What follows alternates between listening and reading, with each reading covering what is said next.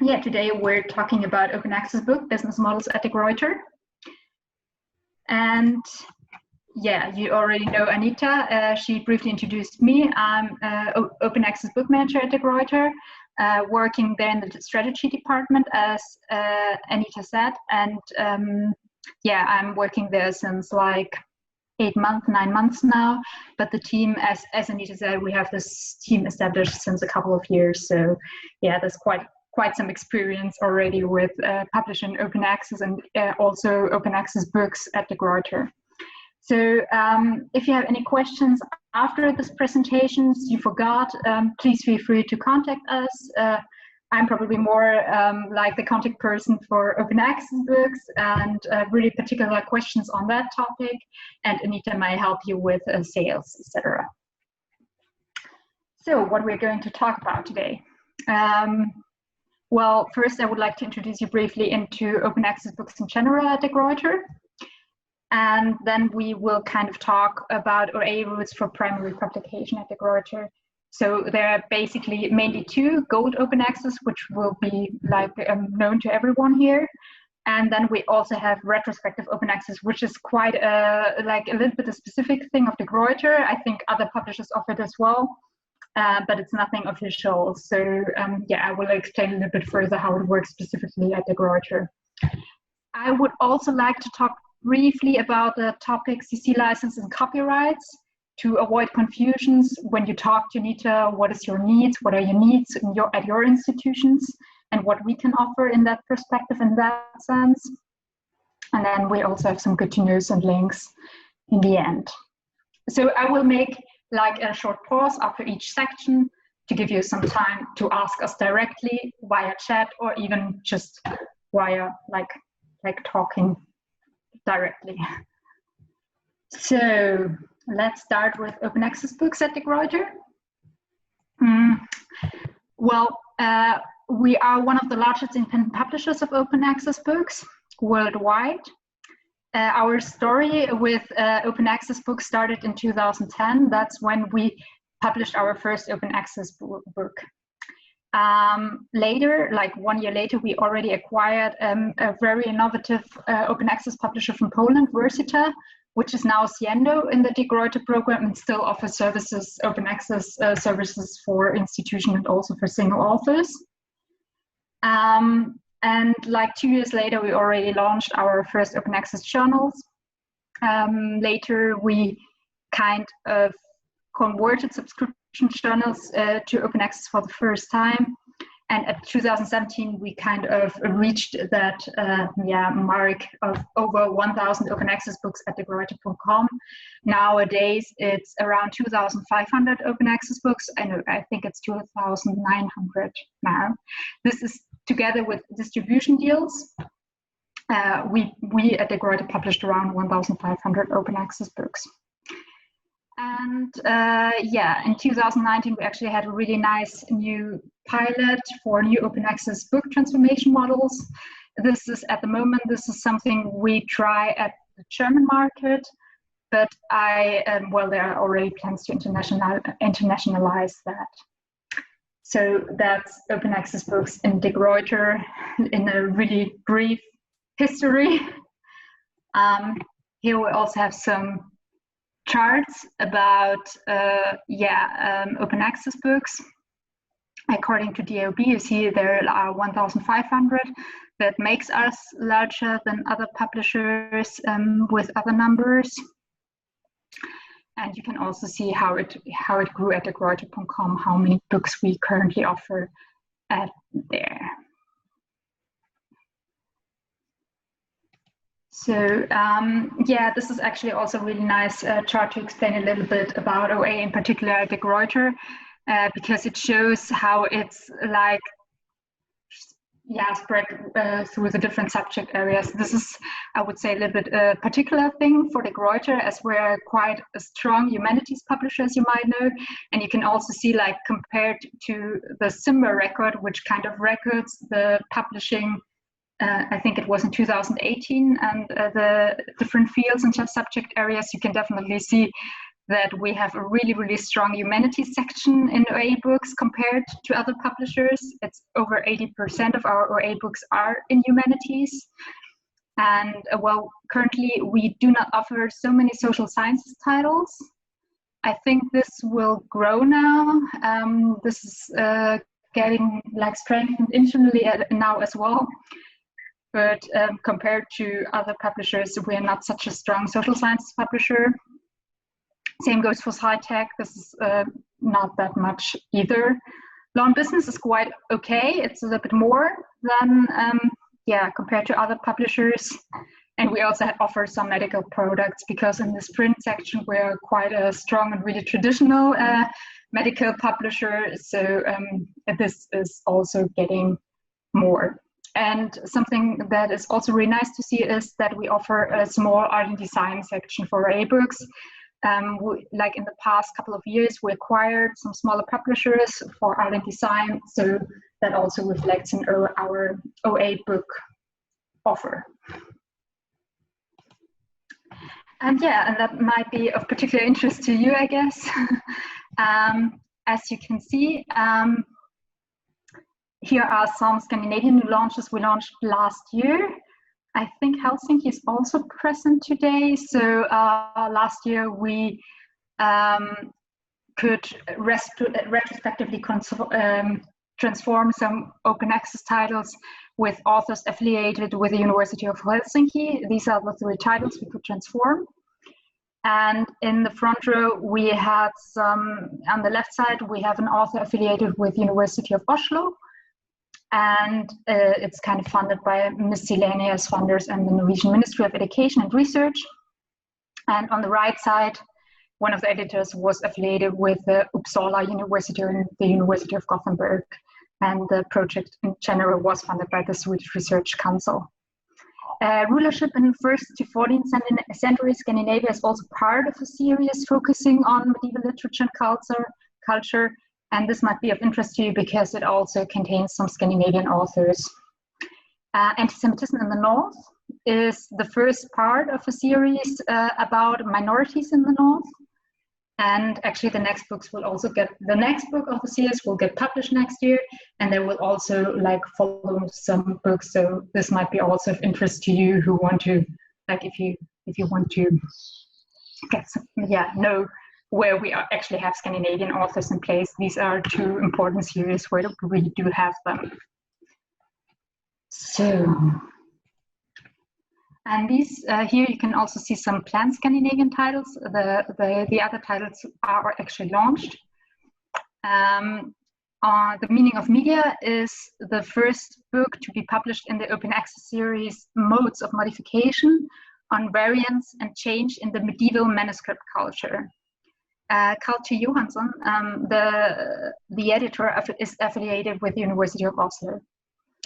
Then we also have a new series on memory and the medieval North. And the first book here will be published in 2021 with Pernille Hermann. She's associated actually with Aarhus University.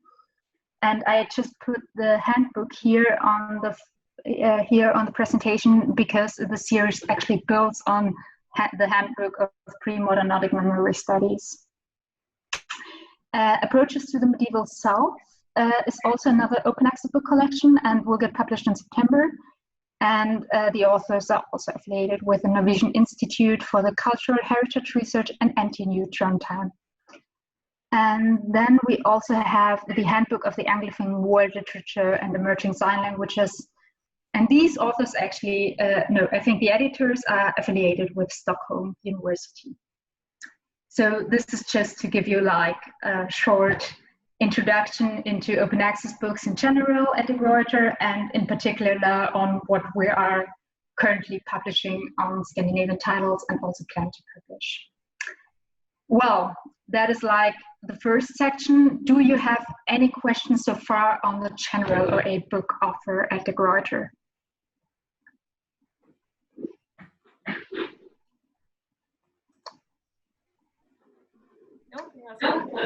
No? Okay, so we'll continue. So as I said, This presentation will be basically about open access rules for the primary publication. In a nutshell, we can offer gold open access and retrospective open access for the primary publication at the Gruyter. Retrospective open access means, as the name may already say, the transformation of backlist titles to open access at the Gruyter. And as I already mentioned before, it's no official route such as gold open access, but we offer it as we got this feedback from you as our customers that this may be of interest to you. It's kind of a completion for you. Well, first we will look at gold open access. What does gold open access mean? I think the general meaning of gold open access, the immediate publication in open access, is definitely clear to you. So it's the same for the Gruyter. We publish the books immediately upon publication in open access. That means we publish the ebook, and if we have it, the EPUB, usually we have an EPUB as well, immediately under an open access under Creative Commons license. Usually we use for that the CC BY or CC BY and CND license. This is not mandatory from our side. If you have any other requirements, for example, CC BY and D or something else, you can just ask us, and it's also possible. This is just what most authors choose at the Gruyter, as Creative Commons licenses.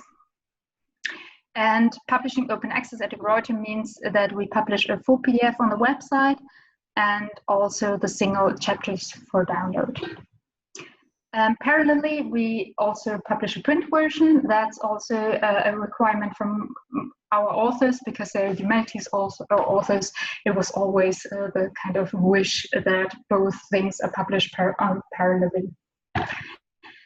Our minimum open access fee is usually 7,000 euros. That's a minimum fee, but we calculate it individually. So we will make an offer to authors or also to institutions based on what we know about the publication. And of course, we can apply discounts for more titles. So if an institution is kind of supporting more titles, we can of course offer discounts. What are the OA book services included? Well, we have different services among editorial, production, distribution, marketing, and general services. That's only a selection. Later, you can find a link on our website where we kind of specify our open access book services. In the editorial, the organization of quality assurances happens, for instance, peer review. Then you have the support with grant application and looking for OA fund. If you have no funding yet, we can try to find a fund together. And of course, like things like manuscript review, which is kind of normal for editorial. Then in production, we offer author-free print copies. We do the DOAB registration for books and chapters, and then there's also technical copy editing, including reference formatting, included into production services. Then for distribution, it's about indexed. All of our open access publications get indexed in open access directories, including the directive open access books. And we also have some cooperations in place to increase the distribution and awareness. The most important one will be OAPAN. So all of our gold open access books are also appearing in OAPAN. And of course, we also offer long-time archiving through Portico and the German National Library. In terms of marketing, we're doing some SEO optimization, so search engine optimization for the marketing texts. We offer ebook package promotions and product flyers, and we also offer social media communications such as Twitter, Facebook, etc. We usually tweet a lot about new publications, also new open access publications. And the general things we kind of offer are, as I already said, the Creative Commons licensing and the registration of titles within the German and US national libraries, And this is maybe not so important for you, but we also have certain compliance to other funder requirements, for example, the Swiss National Fund and also the Austrian National Fund. So that's all about gold open access at the Gruyter. Are there any questions on that part so far?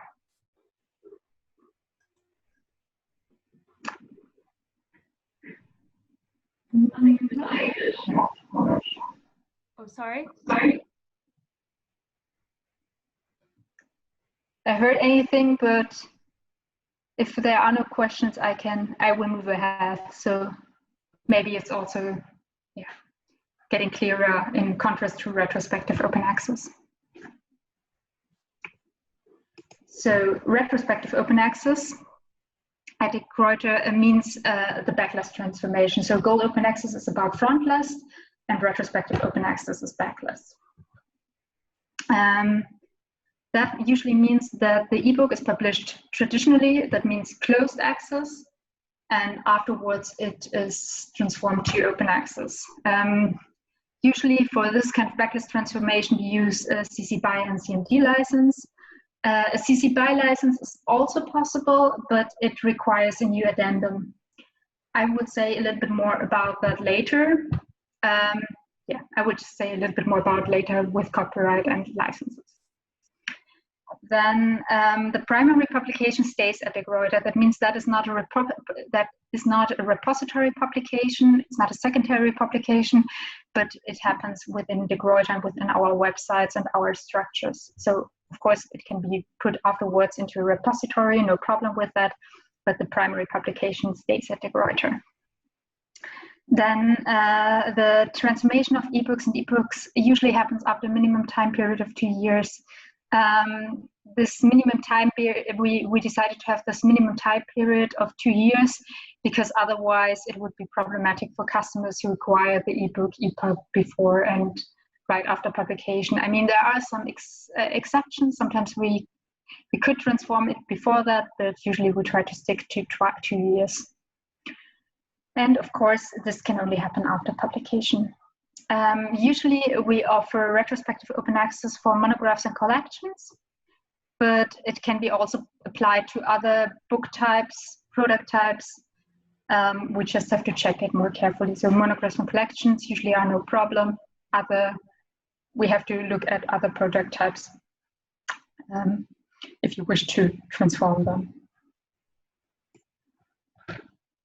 Price range for this like backlist transformation, the retrospective transformation is varies between 3,500 and 2,000 euros, also depending on the age of the publication date. And so of course a publication that got published 10 years ago, 4 years ago is less expensive than the one that got published 2 years ago. And the same goes for backlist transformation, that we calculate these prices individually and upon request.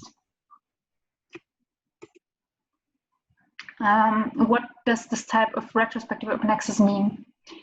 And this is important, I guess.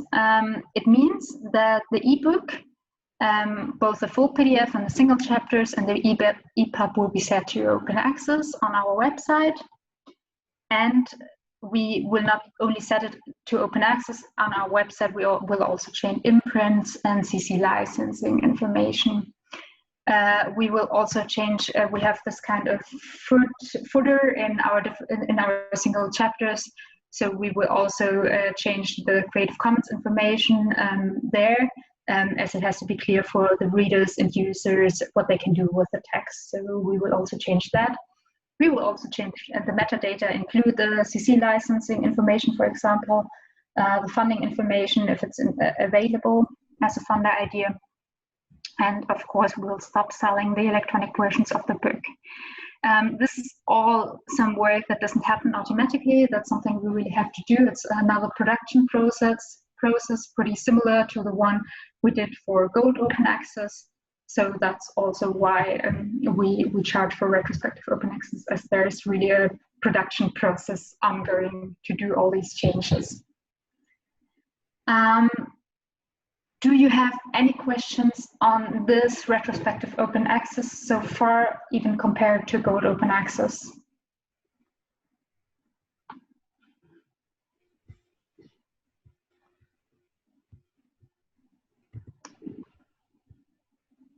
No, Not now? No? Okay, perfect. So, of course, you can always ask afterwards. So I would come to CC licenses and copyrights. Yeah, as I mentioned, we offer different CC licenses and copyrights for Gold and retrospective as a publication model. The CC license we offer usually for Gold Open Access is CC BY and CC BY and CMD, and all other licenses upon request. So yeah, as I mentioned, you can just tell us what you need and we can usually do it. In that case, the author holds the copyright. So if it's Gold Open Access, no problem, author will hold copyright. For retrospective open access, it's a little bit different. Usually we transform it into CC BY and CMD licenses. We can try to offer CC BY licenses until 5 years back. This is kind of an arbitrary period of time we decided to use, because what is important for us is that we have to contact the author again if we want to transform titles afterwards, like in CC BY license titles. And we want to inform the author about what happens there. And of course, the author also has to sign an addendum to know what will go on there. And that's why we say, okay, we will try to contact these people until 5 years back, but sometimes it will not be possible. So yeah, so CC BY, we can try our best. It's something we will do, but sometimes it will not work out because, for example, the author doesn't want to sign the addendum. Here, usually it's like that for the CC BY license, we give the copyright back to the author. And for CC BY and CMD licenses, we hold the copyright as we had it before, but we can also sign a new addendum if this is required from your side, for example, and then we can also give the author the copyright back.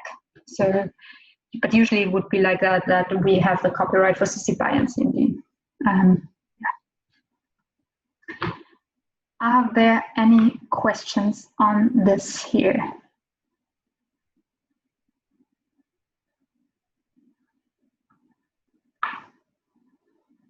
No.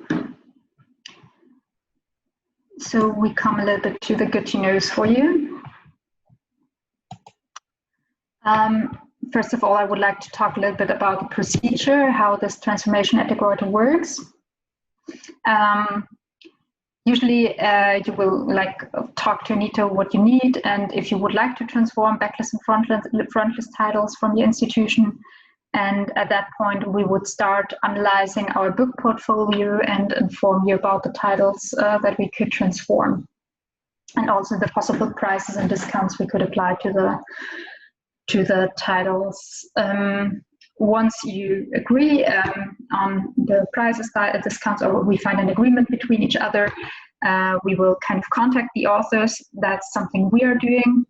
And we will ask them for a new agreement or addendum on CC licenses if this is necessary. That's why I explained for CC BY and CMD licenses. Usually it's not necessary.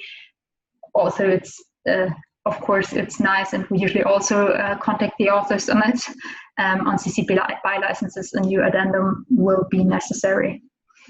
For frontlist titles, a new addendum will be also necessary in each case. Afterwards, you can send us information you would like to add in the metadata and imprints of the electronic versions. This can be, for example, a logo. This can be further funding information. That can be something about who funded it when. We're totally free in that. And yeah, you can just let us know that, and we will include that in the metadata and imprints. And of course, we will take care of transforming the title into open access, as I explained. We will change the metadata, we will change the imprints, and we will also remove the prices from the electronic versions and make it publicly available. So these are some tailored requirements which may be interesting for you to know before you start, when you talk with us about that, some important points for us. For example, we need to know which CC licenses is required at the start of the process. I already said CC BY licenses are only available until 5 years back and subject to author approval. And we need the addendum of the author. That's something I explained before why this is necessary. But it's always good to talk on CC licenses in the beginning to don't have any disappointments from any side when we use CC BY and CND licenses, for example, but you actually require CC BY licenses. And then it would be really important for us to know any special requirements for technical details and metadata, also particularly for backlist titles. Currently, we offer changes in the imprint, funding information in the imprint on the websites, and changes in the metadata. And as I said, now like before that, we had always this kind of problem that we only had the single chapters open access and not a full PDF on our website. But now we relaunched our website. I don't know if you have seen that, but now a full PDF is usually available, so this problem is kind of solved now.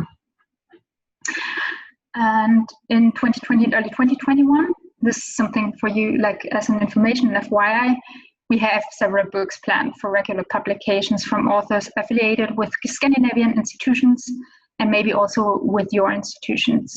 For more details on these or other opportunities to support open access book publication, please just get in touch with Anita or with me. So this is a little bit that part. Are there any questions on the tailored requirements and the procedure we have? So we do already have a pipeline of books coming up in the next year. So if you do want a I can prepare that for your institution. I think there's some echo with my voice actually when I'm speaking. Not sure if it is affecting your side. It's okay. I can understand you, but yeah. Okay, I'll let you finish. So yeah, to finish, it's actually only about some links I would like to share with you. So this is about general information in open access at Gruyter. You can find some more general information here on open access books.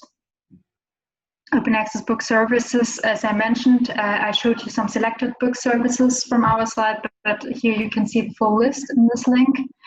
And then you can find some more information about how to publish a book at Gruyter and publish your open access contact at Gruyter. So this may be worth also sharing with authors from your institutions, so they can also inform themselves on how open access book publishing works at Gruyter. Yes, that's actually everything from my side. I can also maybe add that, yeah, if you'd like to know more about how this works, just feel free to contact me.